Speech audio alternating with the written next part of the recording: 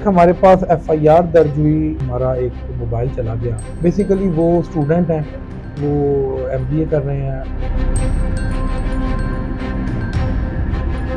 उनका iPhone pro max 15, एक उनकी रोलेक्स की वॉच जो ऑलमोस्ट अप्रॉक्सीमेट 60-70 लाख के करीब ये बनता है सारे का सारा। ये जो घड़ियां थी ये इसलिए उनको फरोख्त करने में कामयाब नहीं हुआ कि ये बहुत कॉस्टली थी। मुझसे 2-3 जगहों पे पूछा गया कि ये तुम्हारे पास वॉचेस किधर से आई हैं। फिर मुझे डाउट्स हुए कि ये घड़ियां आम घड़ियां नहीं है।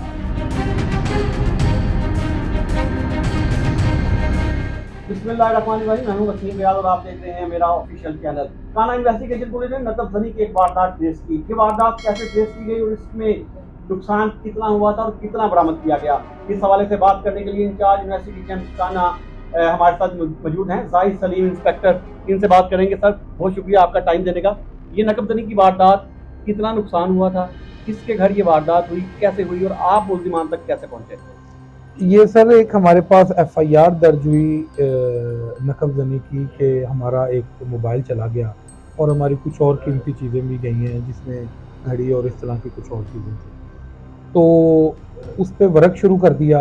उस पे ये मुकदमा मेरी पोस्टिंग से पहले का था, लेकिन जब मैं आया तो मैंने इसको टेकअप कर लिया क्योंकि इसमें बड़ी प्रीशियस चीज़ें चली गई थी जो बिलोंगिंग्स थी कंप्लेनेंट की।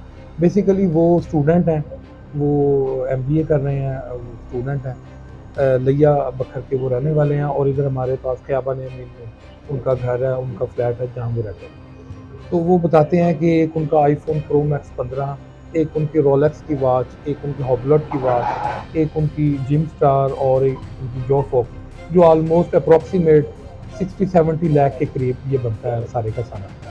तो उसमें हमारे एएसआई हैं, हमारे इन्होंने जिन्होंने वर्क किया, मुनासिब है कि ये सारी चीज़ें वो बताएं, डिस्क्लोजर दें सारा किस तरह इन्होंने सारा। जी इमरान साहब, बताइएगा कि किस तरह आप मुल्जिमान तक पहुंचे, किस तरह से इस वारदात को जो है वो ट्रेस किया गया? ये मोबाइल ट्रैक हुआ तो इसकी लोकेशन थी मंडी, उधर हवेली लखा। हम हवेली लखा गया तो उधर से हमने एक लड़के को पकड़ा।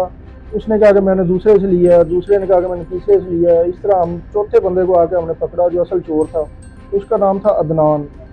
अदनान को पकड़ा तो अदनान की इंटरोगेशन की तो उसने बताया कि मैंने मोबाइल चोरी किया। मोबाइल तो रिकवर हो चुका था मंडी से।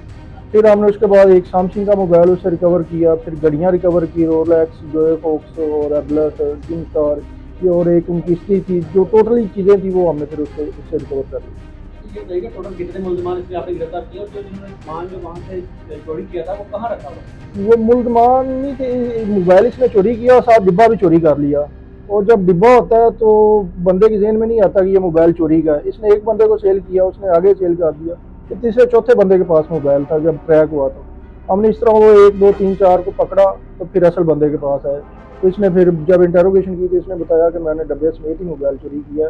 इसमें मैं ऐड ऑन कर दूंगा, बेसिकली ये जो घड़ियां थी ये इसलिए उनको फरोख्त करने में कामयाब नहीं हुआ कि ये बहुत कॉस्टली थी और वो जो मुलजम था उसकी समझ से बाहर थी।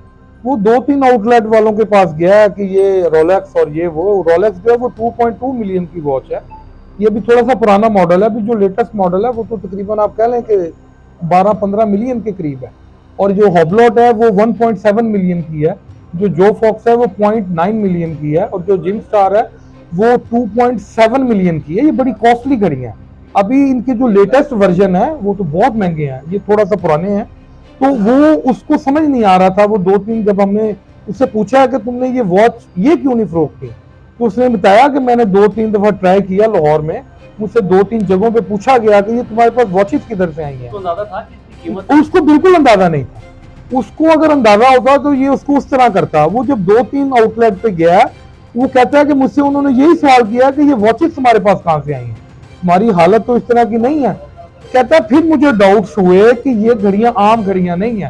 तो उसने अपनी कस्टडी में हमने उसके घर से रिकवर की है, वो उसके बॉक्स के अंदर से, बल्कि एक का तो वो ऊपर से वो टूटा भी हुआ है और भी आपको दिखाते हैं, आप उनकी पिक्स भी ले सकते हैं। एक से वो टूट, कहता मुझे अंडरस्टैंडिंग नहीं हो पा रही थी कि ये मैं क्या इनका ये चोरी कर लिया है। तो ये अल्लाह का शुक्र है, मैं समझता हूँ अगर वो कोई उस तरह के कोई शॉपकीपर या कोई मिल जाते तो हो सकता है उसे औने पौने चीजें ये खरीद लेते, लेकिन ये एक अल्लाह का निज़ाम है, जिनकी मलकियत थी अल्लाह पाक ने उन्हीं के पास वापस भेजनी थी।